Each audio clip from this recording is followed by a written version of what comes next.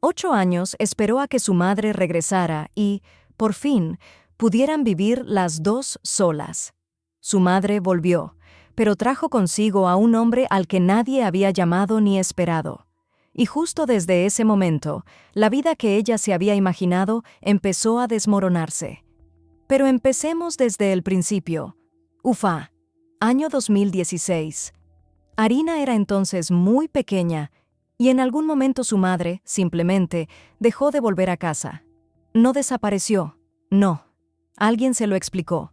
La trasladaron a casa de su abuela y su tía, y así comenzó una etapa completamente distinta, sin su madre, sin entender qué había pasado realmente, con la sensación de que algo se había roto, pero que por su inexperiencia no lograba descifrar qué era exactamente, y así pasaron los años.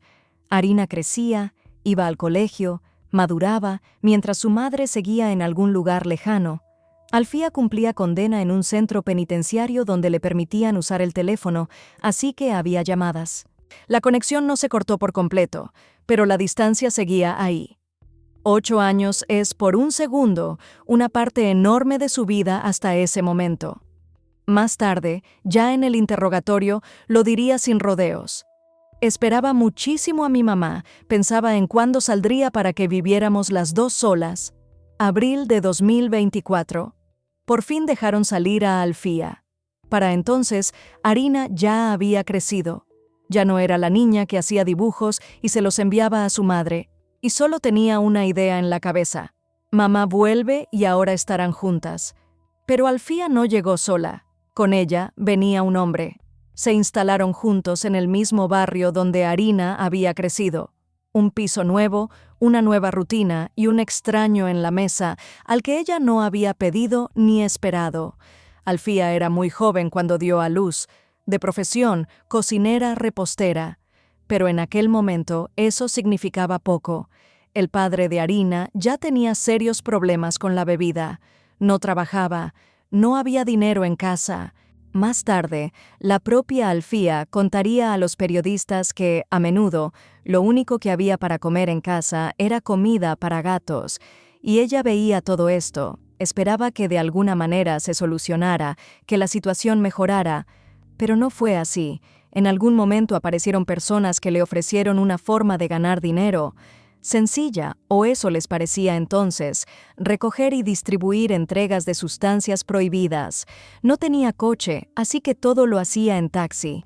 Por las noches, cuando los autobuses ya no circulaban, pedía viajes a las afueras, a zonas industriales, a barrios residenciales. Los conductores, según sus propias palabras, lo entendían todo, pero no se metían. Le pagaban unos 50.000 rublos al mes. Solo que la mayor parte se iba inmediatamente en gastos para esos mismos taxis y en recargas de teléfono. A veces las rutas pasaban rozando las comisarías de policía. Tenía que recoger los paquetes casi debajo de las cámaras.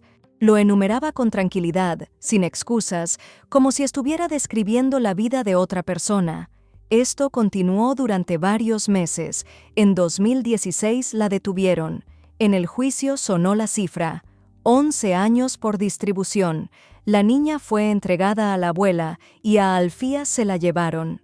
Más tarde esta condena se redujo, pero en aquel momento en la sala del tribunal esa cifra sonó como una sentencia, y no solo para la madre. 6 años en el taller de costura de una prisión de mujeres. No dio detalles, pero la propia descripción ya dice bastante. Cada día lo mismo, turnos interminables, condiciones durísimas. La asignaron a producción y allí permaneció hasta que logró un traslado. Y lo que la mantuvo a flote todo ese tiempo fue un solo pensamiento: su hija la esperaba y un día podría volver y empezar de nuevo. Después de 6 años, Alfía consiguió el traslado a un centro de reinserción. Oficialmente se consideraba algo parecido a la libertad condicional, pero en la práctica era una residencia. Los bloques masculino y femenino estaban separados, con 3 habitaciones en cada uno, 15 personas por habitación. Espacio personal, 0, pero las puertas ya no se cerraban por fuera. Iba a trabajar sola cruzando toda la ciudad, turnos de 9 a 6, de nuevo como costurera. Podían despertarla en medio de la noche para decirle que tenía que cubrir un turno urgente. Las horas extras eran lo habitual, pero en comparación con lo de antes, el centro de reinserción se sentía casi como la libertad. Lo más importante, allí permitían usar el teléfono. Por primera vez en 6 años, Alfía podía no solo esperar, sino llamar, escribir, saber qué pasaba al otro lado de los muros, recuperar lazos que parecían perdidos. En algún momento, entre sus contactos apareció una persona que conocía desde hacía mucho, del otro extremo del país y de otra vida. Empezó a mensajearse. Quién estaba al otro lado se entendería más tarde. Sería la vida futura a la que Alfía planeaba regresar. Una vida donde no solo estaría su hija a su lado, se llamaba Semyon. Él y Alfía habían crecido en el mismo barrio en Ufá, jugaban juntos, se conocían desde pequeños. Luego la vida los separó. Semyon se fue de la ciudad, se instaló en San Petersburgo, se casó con una mujer llamada Yekaterina. Alfía se quedó, conoció a otro hombre, tuvo a Arina, crió a su hija. Pasaron los años y cada uno vivió lo suyo. Ahora hacían planes para una vida juntos, 2 personas, ambas con un pasado, en lados opuestos del mapa. Él en San Petersburgo, ella tras los muros. Pero la distancia no fue un obstáculo y probablemente para ambos parecía una oportunidad de empezar de cero. Llegado un punto, Semyon le anunció a Yekaterina que volvía a casa, a Ufá, con otra mujer que por aquel entonces ni siquiera había salido en libertad. El divorcio fue tranquilo. Más tarde, Yekaterina acudiría a las autoridades, pero eso se sabría ya en el juicio.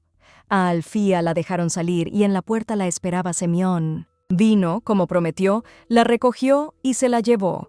Pero hay que señalar que Arina para entonces ya sabía de él.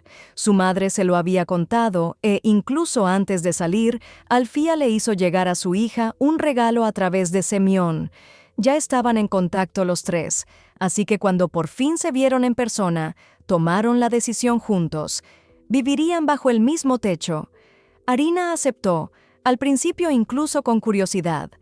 Una persona nueva, una vida nueva, mamá, por fin a su lado. Y aquí hay que entender el contexto. Su propio padre para entonces había desaparecido. No había ninguna figura masculina en su vida en absoluto, ni un solo hombre cerca. Y de repente, Semyon, un adulto que había viajado desde otra ciudad por su madre, alguien que no las abandonó, se instalaron. Un piso en el mismo barrio de Ufá, donde Arina había crecido. El colegio cerca, las calles familiares, solo que de puertas para adentro la situación era otra. Una madre que aprendía a ser madre de nuevo, un hombre que llevaba 8 años viviendo en otra ciudad y ahora intentaba formar parte de una familia ajena, y una adolescente que todo este tiempo había esperado una cosa y recibió algo completamente distinto. Desde fuera parecía normal.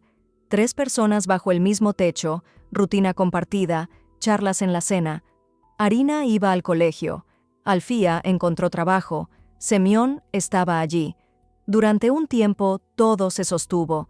El detalle es que cada uno de los 3 tenía su propia versión de una vida normal. Alfía quería una familia, Semyon quería sentirse necesario y Arina solo quería a su mamá. Estos 3 deseos aún no habían chocado, pero como se vería más tarde, era solo cuestión de tiempo. La primera señal de alarma llegó desde el colegio. El rendimiento de Arina cayó en picado, sus notas bajaron, le programaron recuperaciones de varias asignaturas, faltó a una de ellas y le dijo a su madre que no tenía que ir. Mintió. Alfía lo descubrió y a partir de ese momento se acabó la flexibilidad. Junto con Semyon tomaron el control, empezaron a darle el teléfono por tiempo limitado y se lo quitaban 1 hora antes de dormir. Empezaron a vigilar sus deberes, sus horarios, a dónde iba Arina y con quién hablaba. Para los adultos, esto tenía lógica. Descubren una mentira, ergo, hay que endurecer las reglas. Pero para Arina fue una experiencia totalmente distinta. Llevaba 8 años viviendo con su abuela y su tía, sin mano dura, sin controles horarios, sin un hombre extraño que de repente decide cuándo puede tener su propio teléfono en las manos. Estaba acostumbrada a otro estilo de vida, y la transición al nuevo mediante prohibiciones y registros se percibió no como cuidado, sino como presión. Ahora bien, Los adultos tenían sus motivos. La tía con la que Arina había vivido todos estos años ya había notado algo raro tiempo atrás. Veía que su sobrina entraba en páginas de contactos, decía que le pasaba algo. Y cuando Arina le pidió a Semyon que le arreglara el portátil, él encontró en el disco duro materiales de una naturaleza bastante cuestionable. Más tarde, la propia Alfía encontraría allí mismo dibujos con un contenido similar. La reacción fue la previsible: más control, menos libertad. Decidieron que el problema era Arina, que había caído bajo una mala influencia, que había que atarla en corto. Y cuanto más la asfixiaban, más se alejaba ella. La relación entre ella y Semyon se deterioraba rápidamente. Entre ella y su madre también. En el piso había una cámara de vigilancia. No la ocultaban. La pusieron para vigilar a Arina. La cámara grababa el salón, el espacio principal de la casa, el mismo donde la familia pasaba tiempo junta y el mismo donde, según las palabras de Arina, más tarde ocurriría lo que lo cambiaría todo definitivamente. Pero antes de eso llegó agosto, verano. Arina estaba recuperando exámenes en el colegio, su madre se iba a trabajar y Semyon se quedaba en casa. Estaban los dos solos. Y fue entonces, según el testimonio de Arina, cuando empezó todo. Se acercó a ella, empezó a regañarla por su comportamiento y luego la trató con todo menos delicadeza.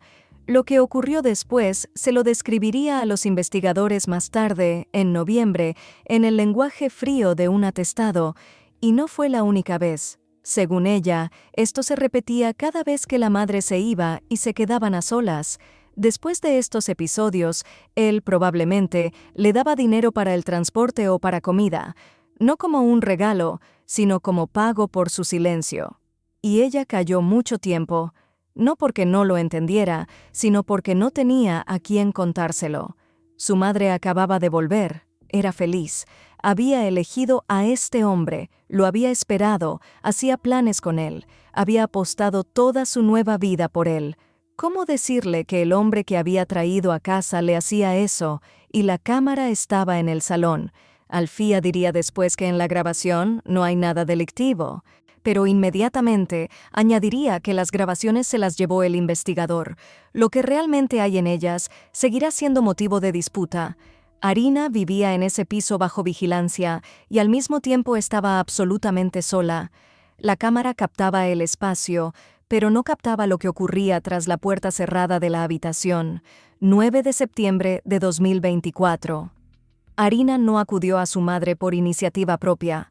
Fue Alfía quien le pidió que le contara qué pasaba. Seguramente notó algo: hermetismo, tensión, un cambio de actitud. O, tal vez, le llegó algo. Fragmentos de información de alguien de su entorno. Sea como fuere, hizo la pregunta. Los detalles de esa conversación se conocen por la declaración al investigador, pero la esencia era simple.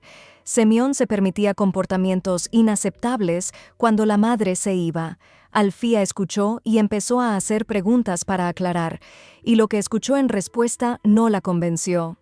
Según la versión de la madre, nada encajaba. En todos los días posteriores al supuesto episodio, Arina se había comportado con normalidad, hablaba con su padrastro, no le evitaba, no mostraba miedo. En opinión de Alfía, uno no se comporta así después de lo que contaba su hija. También interrogó a Semyon. Él se mostró sorprendido, dijo que nunca había pasado nada parecido. Y aquí la madre sacó su conclusión. En sus propias palabras, su hija es muy dada a mentir. Dice lo que le conviene.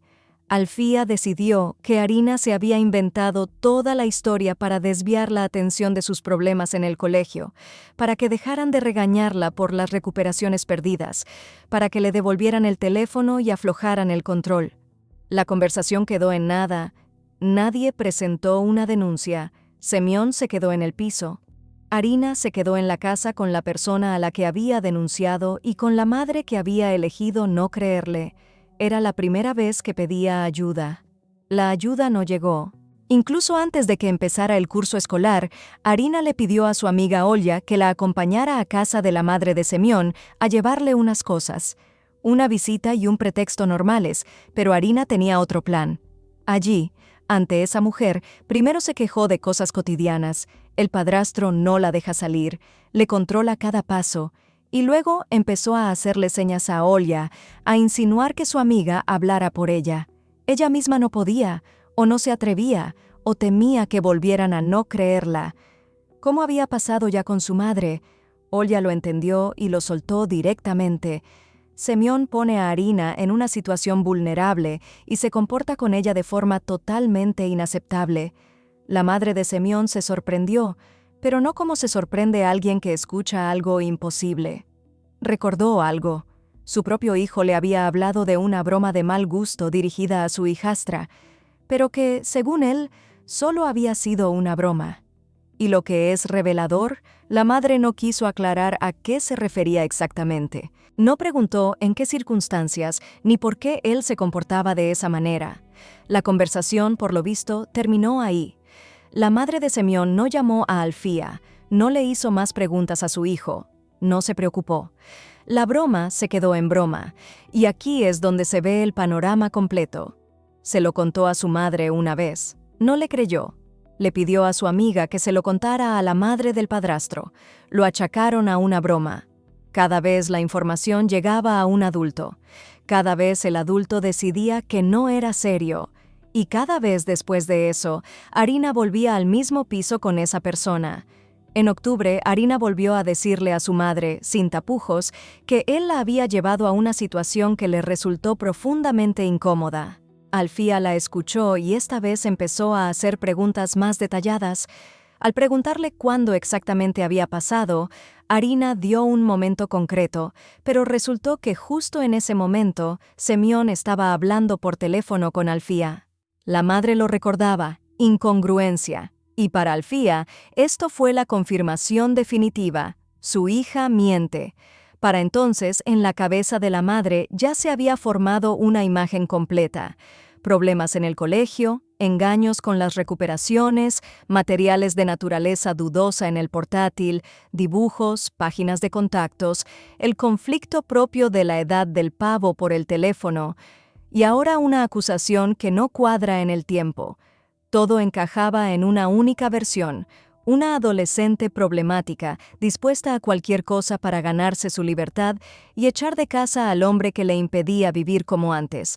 Probablemente, para Alfía esta versión era simplemente la más convincente, porque la alternativa significaba que el hombre por el que había vuelto a la vida tras 8 años encerrada era quien su hija decía que era, y eso lo destrozaba absolutamente todo. La segunda acusación fue rechazada, y de nuevo, no hubo denuncia. Semyon se quedó en el piso. Solo quedaba una opción, y ya estaba fuera de esas paredes. Aquella conversación del 9 de septiembre. Un detalle se había quedado en el tintero. Alfía llamó a su hija para hablar no de aquello a lo que la habían forzado, lo llamó una pelea con Semyon. Es decir, incluso antes de empezar la conversación, le rebajó la gravedad a lo que estaba pasando. Y segundo, Semyon estaba en la habitación, presenció esa conversación. Arina tuvo que hablar de lo que le habían hecho en presencia de la persona a la que acusaba. Cara a cara, en el mismo cuarto, bajo su mirada. Tal vez por un segundo, creyó que su madre por fin quería escucharla, que era una oportunidad, que ahora todo iba a cambiar, y habló delante de él. Después de su relato, Alfía concluyó: «Miente». Y Semyon lo remató con una frase. Dijo que ya era hora de que se pusiera a hacer los deberes. Después de que su hijastra le contara a su madre lo que ese hombre le hacía, él zanjó la conversación con una orden sobre las tareas escolares, como el adulto que sabe lo que hay que hacer, y Alfía no se opuso. No le dijo: «Espera, aún no he terminado». No le pidió que saliera. No dudó de que el acusado no era la persona idónea para estar presente en una conversación así. La charla terminó. Arina salió de la habitación con una certeza peor que cualquier rechazo. Su madre no solo no la creyó, su madre le dio a él el derecho de decidir cuándo se acababa la conversación. Vacaciones de otoño, la madre en el trabajo. Semyon vuelve a quedarse a solas con Arina. Entró en su habitación. La excusa: no había limpiado a tiempo. Y fue entonces cuando pronunció la frase que después resonaría en este caso una y otra vez. «Estás jugando con fuego». Empezó una discusión. De la habitación, ella pasó al salón, el mismo donde estaba la cámara de vigilancia. Él se acercó a su hijastra. Esta vez Arina no se resistió. Según su declaración, estaba demasiado asustada. Lo que ocurrió después quedó registrado en el expediente del caso. Semyon llevó a cabo actos que la investigación calificaría más tarde con los cargos más graves por comportamiento sumamente inaceptable. Los detalles quedaron en el acta del interrogatorio y no dejan margen a la ambigüedad. Después la mandó a la ducha y le dijo una cosa que, tal vez, explica su lógica interna mejor que cualquier informe pericial. Le prometió: «No te tocaré hasta enero, no más, nunca me lo perdones». Una pausa en el horario, como si se tratara de un calendario, y no de lo que acababa de permitirse con alguien confiada a su cuidado. Esto ocurrió en el salón donde estaba la cámara. ¿Qué grabó y si llegó a grabar ese momento exacto? En aquel entonces nadie lo sabía, salvo ellos dos. Noviembre. Semyon acompaña a Arina al colegio. El camino de siempre, un día normal. Y por el camino vuelve a pronunciar las mismas palabras. «Estás jugando con fuego». La misma frase, la misma voz. Hace unas semanas, la última vez que la dijo, le siguió lo peor que le había pasado en la vida. Y ahora lo dice de nuevo. La promesa de «hasta enero» resultó estar vacía. Arina lo entendió. Todo se repite. Llegó al colegio, se sentó en su pupitre, empezó la clase. Y en plena clase se echó a llorar, no en silencio. Simplemente no pudo aguantar más. La frase dicha por la mañana actuó como el golpe de gracia a un muro que llevaba meses construyendo. La profesora se dio cuenta, se acercó, le preguntó qué pasaba, y Arina se lo contó. No a su madre, que lo escuchó 3 veces, no a la madre de su padrastro, que lo achacó a una broma, no a su amiga, que ya lo había intentado sin éxito, a su profesora, a una extraña, a la única adulta que en ese momento estaba cerca, y le hizo la pregunta. Le contó que el hombre que vivía con ellas la forzaba a situaciones que la ponían en un estado de extrema vulnerabilidad. Los profesores reaccionaron como deberían haber reaccionado todos los adultos antes que ellos. Acudieron a las autoridades y comenzó la investigación. Tras el aviso de los profesores, todo se precipitó. Se abrió un caso oficial. A Arina se la llevaron de la familia y la ingresaron en un centro de menores, y a Semyon lo detuvieron. El investigador se llevó la cámara de vigilancia del piso. Alfía se enteró de que su hija se lo había contado a los profesores, a unos desconocidos, a los que le creyeron a la primera. Sin preguntas para aclarar, sin comprobar incongruencias, sin un interrogatorio en presencia del acusado. Probablemente para la madre fue un duro golpe, pero no de los que te hacen replantearte tu postura, sino de los que la refuerzan. Alfía se mantuvo del lado de Semyon. Estaba segura de que su hija había acusado en falso a un inocente y pensaba demostrarlo. Mientras avanzaba la investigación, salió a la luz un detalle que, a primera vista, jugaba en contra de Arina. Incluso antes de que se abriera el caso, Semyon y Alfía habían descubierto unos chats de su hijastra con sus amigas. Arina hablaba con ellas de su padrastro, le deseaba lo peor, inventaba formas de enemistarlo con su madre, escribía directamente que quería que desapareciera de sus vidas, pero comunicarse con sus amigas no le resultaba fácil. Le controlaban el teléfono, le limitaban el tiempo de uso, así que Arina encontró un atajo. Convenció a la hija de una amiga de su madre para que las invitara a su casa. Allí usó la cuenta de esta conocida para entrar en una aplicación de mensajería y hablar con Olya, sorteando el control a través de un perfil ajeno. Como alguien a quien le han arrebatado todos los canales legales de comunicación con el mundo exterior, y cuando Semyon y Alfía leyeron esos mensajes, todo les quedó definitivamente claro. La adolescente estaba urdiendo un plan deliberado para deshacerse de su padrastro. La acusación de aquellas acciones era, según su versión, parte de ese plan. Una mentira con un fin: manipulación. Más tarde los mensajes fueron borrados. Seguramente Arina se dio cuenta de que sus conversaciones habían sido descubiertas por los adultos. Para Alfía, estos chats se convirtieron en la prueba principal. Su hija no era la parte afectada, sino una intrigante. Para Semyon, la confirmación de que las acusaciones estaban motivadas por el rencor y no por hechos reales. Pero hay otra forma de ver exactamente los mismos hechos. Una joven, sin poder salir del piso, conviviendo con alguien que la pone en una posición muy difícil. Privada de su teléfono, privada del contacto con sus amigos, busca cualquier resquicio para comunicarse con el mundo exterior. Usa cuentas ajenas, discute cómo salir de ese problema, le desea lo peor a esa persona. Los mismos chats, 2 lecturas. ¿Cuál es la correcta? Depende de lo que realmente estaba pasando en aquel piso. A Arina la sacaron de su familia y la ingresaron en un centro de acogida, un lugar al que todos los adolescentes temen, un lugar que suena a castigo, pero para Arina se convirtió en un refugio. Según su propia declaración, allí le gustaba.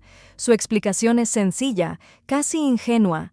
Nadie la regaña, la alimentan bien, hay actividades interesantes, hizo nuevos amigos, nadie la regaña. Eso fue lo más importante para ella. El contraste con lo que pasaba cuando su madre se iba a trabajar. En el centro no había nada de eso, ni control, ni gritos, ni pasos por el pasillo seguidos de una puerta que se abre. Probablemente, por primera vez en mucho tiempo, se dormía sin ansiedad, sin estar alerta, sin esperar nada malo. Pero el centro de acogida no es un hogar, y allí no está mamá, la misma a la que Arina esperó durante 8 años. La que no le creyó ni una sola vez, la que llamó a Semyon para que estuviera presente en la conversación y no se opuso cuando él la zanjó con la orden de hacer los deberes. La tranquilidad en el centro era real, pero la nostalgia por su madre también lo era. Y con el tiempo, la nostalgia empezó a pesar más. Arina empezó a pedir volver a casa, pero los servicios sociales no la dejaban, y en casa esperaba a Alfía sola, con la firme convicción de que la culpa de todo la tenía Arina. El alivio inicial del centro de acogida se desvaneció. El silencio, la seguridad, todo eso seguía ahí, pero el silencio no es mamá, y su mamá era lo único que Arina había querido en toda su vida, y aquí es donde, posiblemente, se activó la lógica de una adolescente, no jurídica, no estratégica, sino ingenua, simple. Si digo que mentí, me devolverán a mamá. Y Arina le escribió al investigador y al fiscal, afirmando que había acusado en falso a su padrastro. Según las palabras de Alfía, la propia hija ya había confesado que se lo inventó todo. Para la madre, esto fue la confirmación de lo que venía diciendo desde el principio. Su hija mentía, Semyon era inocente, el sistema se había equivocado. Lo que pasó a continuación fue algo que Alfía no esperaba. La investigación no aceptó las nuevas declaraciones de Arina, los servicios sociales no la dejaron volver a casa, la investigación siguió su curso. Mi hija ya le escribió al investigador, pero no admiten sus nuevas declaraciones. Diría más tarde a los periodistas. Para la madre, esto parecía un absurdo. Para los investigadores, probablemente, era el cuadro clásico de la presión del entorno, la nostalgia del hogar. El intento de la víctima de dar marcha atrás para recuperar lo perdido. No era la primera vez que veían algo así. Arina quería ir a casa y pagó por ello con la única moneda que tenía, retractándose de sus propias palabras, pero la puerta de casa no se abrió. En su lugar, los servicios sociales acudieron a los tribunales y lograron retirar a Alfía la patria potestad. Arina fue trasladada del centro de acogida temporal a una institución social permanente. Ya no era algo temporal hasta que se aclare, sino a nivel legal. Alfía ya no es su madre ante la ley. 8 años esperó Arina a su madre mientras salía de prisión. Y la esperó. Vivió con ella unos meses, de abril a noviembre del 24, medio año, y luego la volvió a perder. La primera vez, porque su madre fue sorprendida entregando paquetes prohibidos. La segunda, porque su madre eligió a un hombre. Los servicios sociales evaluaron la situación y llegaron a una conclusión. No se puede devolver a la adolescente a esa familia. La madre no protegió a su hija, no le creyó. Se puso del lado del acusado. Permitió una situación en la que su hija quedó a solas con el hombre al que ella misma había denunciado. Durante la investigación, un peritaje detectó en Arina síntomas de un trastorno mixto de la conducta y las emociones. Para Alfía, la pérdida de la patria potestad fue un duro golpe. No lo entendía. Su propia hija había dicho que mintió, que quería volver a casa. ¿Por qué no la sueltan? El sistema, que en su lógica debería proteger a la familia, la había destruido, o al menos así se veía desde el piso donde ahora vivía una mujer sola, sin hija, sin hombre, sin derechos sobre su propia adolescente, y Arina acabó en una institución social, un lugar desde donde ya no se pide volver a casa, porque ya no hay casa. El caso llegó a juicio, a puerta cerrada, como corresponde a los casos que involucran a quienes necesitan protección. Semyon insistió en su total inocencia. Alfía testificó a su favor y lo describió ante el tribunal así: es una persona muy buena. Y aquí surgió un detalle que no se había mencionado hasta el juicio. Durante la instrucción, se descubrió que su exmujer, Yekaterina, esa misma de la que se había separado, ya había presentado una denuncia contra Semyon en el pasado por un asunto de naturaleza muy íntima, y el sospechoso era precisamente Semyon. Esto no formaba parte de la acusación en el caso de Arina, pero era parte del cuadro general, un cuadro que el tribunal veía al completo y que Alfía se negaba a ver, y entonces entró Arina en la sala. En el juicio se reafirmó en su declaración inicial, punto por punto. La retractación quedó a un lado. Mirando a la cara al sistema que la sacó de su casa, privó a su madre de la patria potestad y la internó en una institución social. Ella eligió decir la verdad, sabiendo que esa verdad no le devolvería a su madre. Sabiendo que su madre estaba sentada en esa misma sala, llamando muy buena persona al hombre al que Arina acusaba. La acusación se basó en el testimonio de Arina, los testimonios de sus amigas, la denuncia de la exmujer y las pruebas del caso. No había muchas pruebas directas, pero el tribunal las consideró suficientes, y Alfía diría a los periodistas después del juicio: «Cuando recupere a mi hija, sacaremos a Semyon. Él no está enfadado con Arina, está tranquilo porque entiende que solo se sintió ofendida. El problema es que los adultos creyeron sus palabras demasiado rápido. 14 años en una prisión de máxima seguridad, más un año de libertad vigilada tras su salida. El máximo legal es 15. Semyon recibió casi el tope. Él siguió insistiendo en su inocencia. Alfía siguió creyéndole. Se podría terminar aquí, pero queda una pregunta. No el qué pasó, eso ya está claro. ¿El por qué? ¿Por qué una madre no le creyó a su hija? Ni la primera vez, ni la segunda, ni la tercera, ni siquiera cuando los profesores acudieron a las autoridades, ni siquiera cuando el tribunal dictó sentencia. Y, probablemente, la respuesta no esté en la estupidez ni en la indiferencia. Está en los 8 años de prisión. Semyon se convirtió en parte de su sueño de una vida normal incluso antes de salir. La fue a buscar. Se convirtió en el hombre de la casa. Era la prueba de que Alfía no era un caso perdido, sino una mujer normal con familia. Creer a Arina significaba destruir todo eso, admitir que su primer error tras quedar en libertad había provocado una catástrofe. Aceptar eso era, muy probablemente, psicológicamente imposible. Ahora todo se ve distinto. Los mensajes desde la prisión, el interrogatorio delante de Semyon, la cámara en el piso, no controlaban al hombre, controlaban a la adolescente, porque la adolescente era el problema y el hombre era el apoyo.